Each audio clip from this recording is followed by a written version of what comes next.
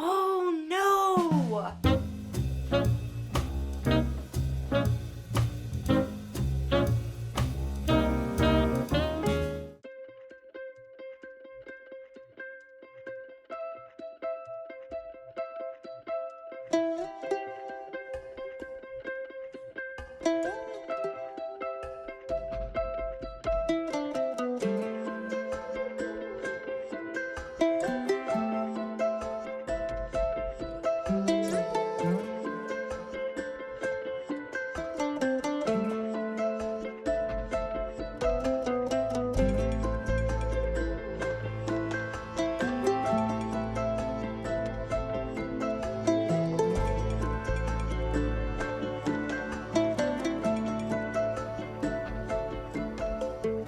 I gotta reread what I just read because that made no sense. Wait. You see, I was kind of going for like a cool silhouette look, but I had to turn on a light with what I was reading because what was that? Oh.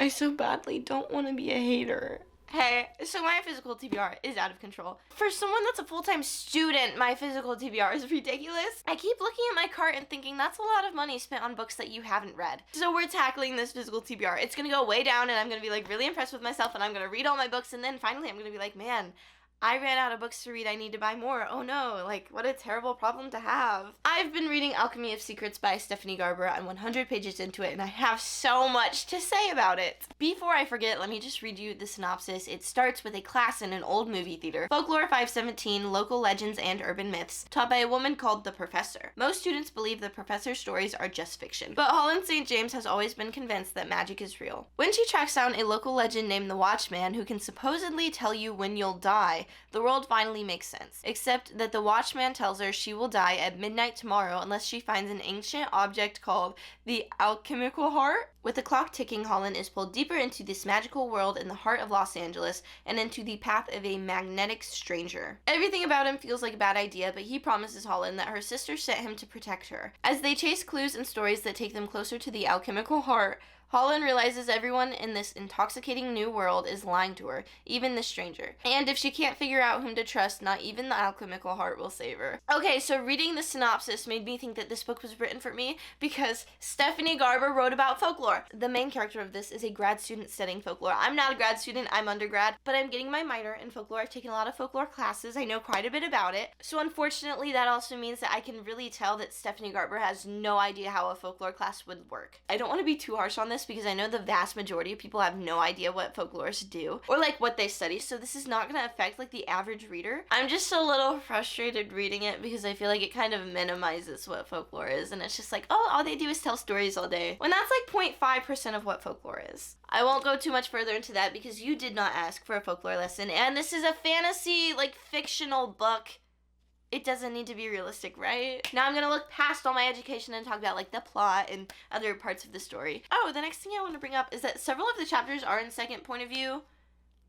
I don't know why. And I'll say I wouldn't really call this a fantasy book at the moment. I think it's definitely more like magical realism. This is supposed to be Stephanie Garber's like first step away from YA, but it reads kind of at like a low Lexile level, which isn't always bad. It just reads like kind of juvenile for like the main character being a grad student. I've read all of Stephanie Garber's books. I really enjoy them, except for Spectacular. I was not a fan of that. But this just feels like very surface level, and I'm not the biggest fan of it this time around. I just feel like it's missing something. I couldn't tell you what that something is, but it feels like slightly underdeveloped. I think there's a ton of really great ideas in here. I just think the execution is not like hitting the spot for me. I like a lot of the characters in this book. I think a lot of them are engaging and fun, but the main character is not really one of them. I just view her as incompetent, and I have a lot of really mean names in my head of like all the things I want to call her, but they're better left as inside thoughts. She actually just irks me. She's like the scarecrow from Oz. She's brainless. Now that we got that out of the way, hopefully like I'll continue to read and the wizard will give her a brain. I feel like I just picked apart this book a little too much and I really want to love it. I'm gonna keep reading and I'm gonna try to read with an open mind and just ignore everything I've ever been taught about folklore.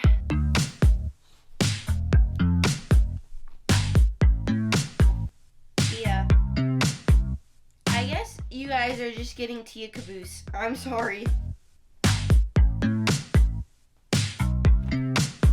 Y'all see this? In order to get more people to pre-order Alchemy of Secrets, Flatiron Books did this thing where, like, if you submitted your receipt to them, they would, like, send you a free keychain. And I've gotten to the part in the book where this is relevant. I'm 204 pages into Alchemy of Secrets. I'm liking it a lot more. I think the second 100 pages are so much better than the first, but I still do have qualms. I'd say there's more action and definitely it leans more fantasy now instead of just like the magical realism. I gotta applaud Stephanie Garber because I don't really know who to trust, and that is a theme in a lot of her books, you know, you never know who to trust. This story is definitely picking up. It's very fascinating and I really love the settings. I think they're so fun. She's really leaning into like the Art Deco Gatsby vibe. Love that movie. And yes, I've read the book. I haven't read a lot of books like that, but I think that's a really fun setting to like explore. I kind of get where a character's head is at now. There's certain moments where I'm like, that's a little off and kind of creeps me a bit when I don't think it's supposed to. But it's been a massive step up from the first 100. My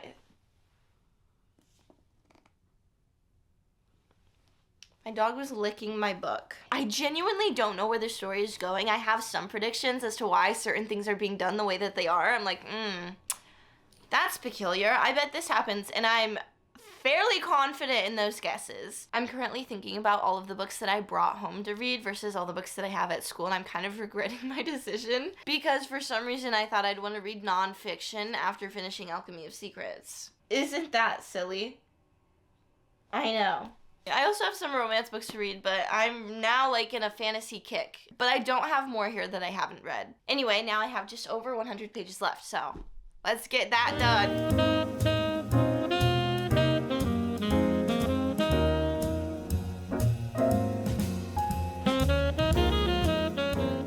I finished Alchemy of Secrets yesterday, and I have to say, the ending got me. I liked it. I was invested, and it was eventful. I think Stephanie Garber did a fantastic job ending out this book. Like, oh, it was really good. Oh, there's something I forgot to tell you. Like, in the middle of the book, I feel like some of the magic is, like, really convenient. I was just always told that a coincidence cannot, like, solve a character's problems. It can only start one if you're, like, making a good story. I was kind of like, oh, okay, how convenient. This is working out exactly the way it needs to for her. But I think the ending really made up for that. There's like so much action and it's very good. It reminds me of a lot of shows that I like. This book definitely gets better after the first 100 pages and I'm glad I finished it. That being said, I didn't like the first 100 pages. I'm rating it 3 stars. I think a good ending can make up for a lot, and I think this had a good ending, and I believe it's the first in a series. Actually, let me double check that. It's confirmed it will be a series. We don't know when book 2 is coming out, but I probably will be picking it up, so. Okay, I'm gonna tell you where like my head's at for what I want to read in the rest of this video. I'm thinking I'm gonna pick up like a really short book so then I can feel really good about myself for finishing more. I was thinking of picking up Poems and Prayers by Matthew McConaughey next, which is also signed.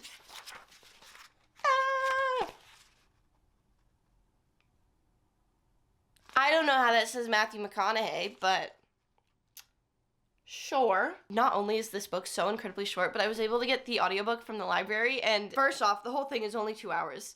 Second thing, I listened to like one of the poems in here, and Matthew McConaughey is just adding extra words and like adding in extra sentences that he think would be fun, and then he'll start singing the poems. And then he started rapping. I gotta say, this audiobook is a lot different than any other that I've listened to because this is the first time I've actually heard singing and rapping. Even though I really like listening to Matthew McConaughey speak, I have to say my one true love is fiction, so I'm probably gonna pick up either Love Arranged or Redeemed by Lauren Asher. If I pick up Redeemed and Poems and Prayers, then that means every book in this video would be signed. That could be a fun idea, but the other book I have like on my mind, like maybe I should read this, is Everything I Know About Love by Dolly Alderton. I'm also annotating this book, so I feel like I could give like cool girl vibes if I'm like reading nonfiction and annotating it. Like, yeah, that's right. I don't really know, but this is the current TBR. I will keep you updated on what exactly I read and when.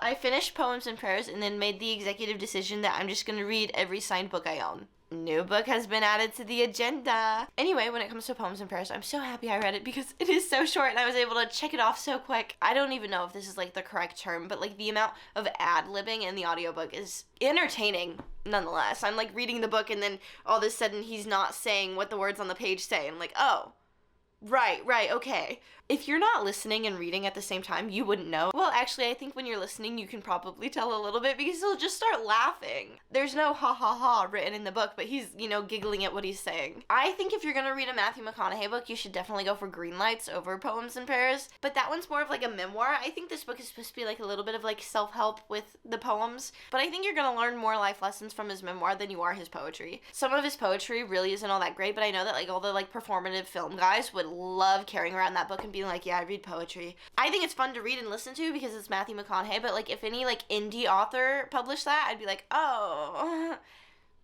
maybe you should stick to something else. But I did really enjoy Green Lights by him. I actually don't think I filmed any of this, but I'm on page 67 of Redeemed by Lauren Asher. This is the fourth and final book in the Dirty Air series by Lauren Asher, so you see Santiago, the main character, before. Like, he's not new to the series. He's the brother of the main character in the first book, and I low-key thought he was annoying in that first book. But I've heard so many people say that this is their favorite book in the series, so I was like, oh, okay, like, I'll give him a chance. I went to a Lauren Asher signing, and I was able to, like, get 5 books signed. I think I had only read, like, the first book in the series at that point, but I wanted a book from each series to get signed, and everyone gushes over this one and says that this is their favorite, so I was like, okay, this is the one. I don't know if that was a mistake, though, because I really liked book 3, and I ended up rating that 5 stars. But here, of course, we have Redeemed, and the prologue completely catches me off guard. I think that happens in every single book. The prologues are so crazy. There's usually like a lot of like trauma dumping. Anyway, that made me like really sad, and that made me look at Santiago like kind of different. Poor guy. Anyway, let me read the back for you. It says, Chloe, it all started with a birthday wish, some vodka, and an ancestry kit. That's how I end up in Italy, finding my long-lost father. But one decision lands me a fake boyfriend I don't want. The more we pretend, the easier our ruse becomes. I told myself not to fall in love with a liar like Santiago.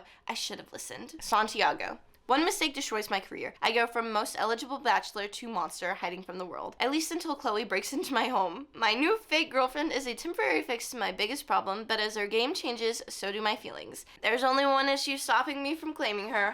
Me. I just love Lauren Asher. How can you not love her? Anyway, I'm gonna read this and hopefully have an absolute blast reading this book. I'm so very excited to see how it ends and to finish out the series. That's another series I can like check off my list. Then I will probably pick up Beg, Borrow, or Steal by Sarah Adams, which would be another series I could check off my list.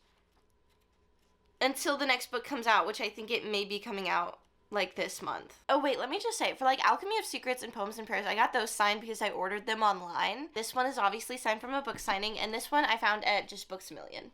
I was just looking at the romance section. I looked at this book because I've read the first 2 in the series. This is the 3rd. This sticker was there, so I saw it as a sign that I needed this book. I need to read it. There's some reason in here that's gonna change my life. Anyway, let's not jump too far ahead. I have this book to get through first.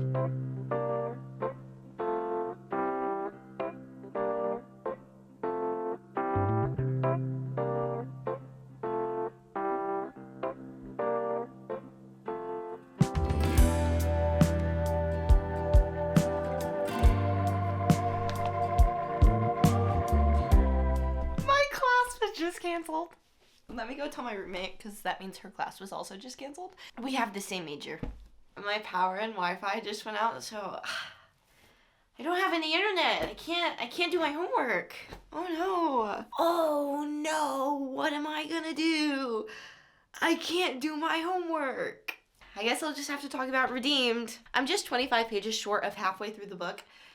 It's so good. It's so fantastic. It's mwah, so good. I just love Lauren Asher's writing. She's just so good at what she does, and I adore her. She really is one of my favorites. Now, speaking about Redeemed specifically, I love how her characters are like fairly different from each other, but they're not like polar opposites where it's like, oh, that would never actually work. They have some similarities, but they're different enough to always learn something about the other that's like, ooh, this is new territory. I don't know people like this. Guys, a big aspect of this book is family. Santiago specifically has a nephew that is 4 years old that he is very, very good with. When kids love both characters in the main couple, I love the story more. Santiago's not a parent, but I eat up parent tropes. I love it. Not the same as pregnancy ones. not the same. It eats, especially when, like, the main guy is, like, super grumpy, but then around the kid, he's all, like, not grumpy. It's just, he loves his nephew Marco so much, and then Marco really likes Chloe, and so then that makes Santiago like Chloe more, because he's like, oh my gosh, like, they're friends. I think something Lauren Asher does really well, like especially in this book, is that she puts a lot of problems in the book, but none of them are like cheesy or like just annoying where you're like, oh, really? Really? You're doing that? The problems are serious enough and make sense for that couple that you're like, oh, like, what's gonna happen next? Without it being like overbearing. I don't know how my power is still out, honestly. Oh my goodness, guys. My clock, it's turned off. Like, how will I know when I need to leave for class? Like, oh no, I don't, like, own a watch or anything. I think the universe is telling me that I just need to stay here and read. Gah! Just kidding. The building that my class is in has power, so I have to go.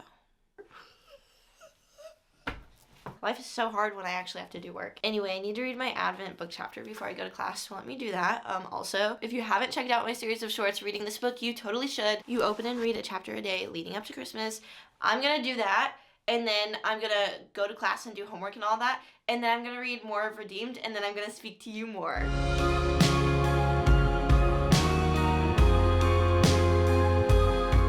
Did he just say his house has 16 bedrooms? Like, I get that he's rich, but like, do rich people really need 16 bedrooms? He lives alone.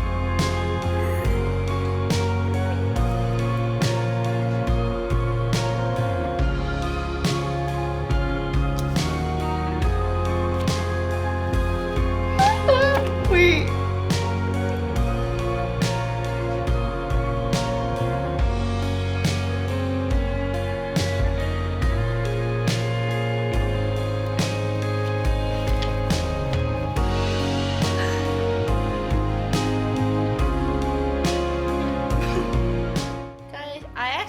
Cracked the spine.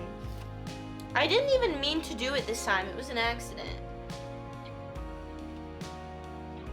He's so sweet. They're just so good together.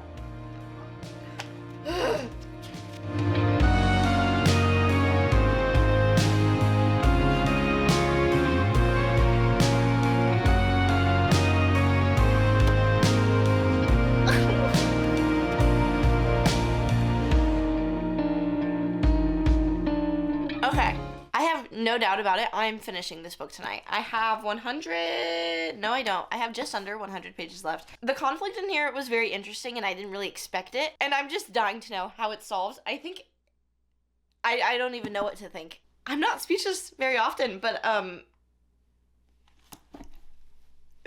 I'm extremely motivated to finish this book right now, not only because it's just a fantastic book, but because I also may have done something that goes against the purpose of this video, you know, reading my TBR. But I noticed that my mom had some credits for ebooks that were not being used, and I'm all caught up on this new TV show that's based off of some books about hockey players. Those books are sold out everywhere. So then I put the books on hold through the library, and I'm 300th in line. 300th! But I'm dying to read these books, so I do have the ebooks. But I didn't spend any money, and I don't own books, so, like, do I have to say, like, they're books bought, or, like... Anyway, long story short, I'm reading those. I'm not reading Beg, Borrow, Steal Next. Sorry. That also just motivates me to read this book faster because I want to get to those. Which is terrible, because I'm loving this book. I'm loving every second of this book, but a hyperfixation has just, like, taken over. These characters, they are near and dear to my heart. They're perfect for each other, and if you disagree, you go away. They have their imperfections, and that's what makes them human, and that's what makes them more interesting. Because, you know, like, a truly perfect character is boring, and they're not boring. They have a lot of depth to them, and I really appreciate that. This is a story about redemption and love and family. It's about family as well. There's, like, so much heartbreak in this book, but there's also so much healing. Like, it's like Lauren Asher is just tearing me to shreds and then taping me back up. I will forever and always love damaged characters, and I will forever and always love when authors and just creators of, like, shows even, like, heal the damage. That's what I'm going for. I'm very pleased with this book, and I think it's living up to the hype, but I still have another 100 pages to go. Usually, when I have, like, 100 pages left and there's a problem like this, I'm like, oh, I'm so scared. How's it gonna wrap up? But I trust Lauren Asher. I trust that she can kill it with the ending. There's not even, like, a bit of me that's like, oh, Lauren Asher is gonna fail at this ending. I just know she's gonna do well. That's also putting a lot of pressure on her. Okay, I think I'm ready. I think it's time.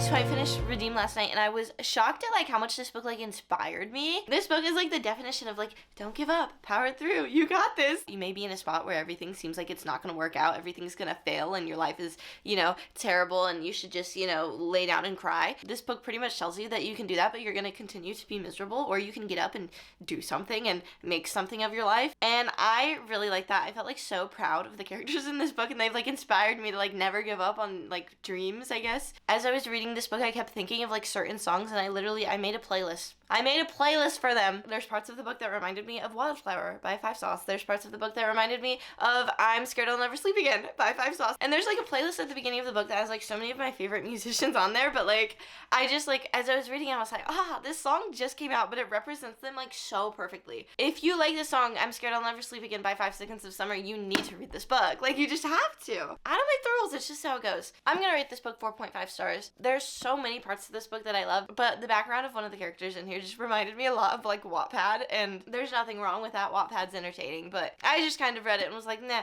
okay, I could do without it. But other than that, I thought the book was really good. I would like highly recommend this. Anyway, I hope you like this video. If you would like, comment, and subscribe, I would very much appreciate it. I will see you at some point or another. Bye!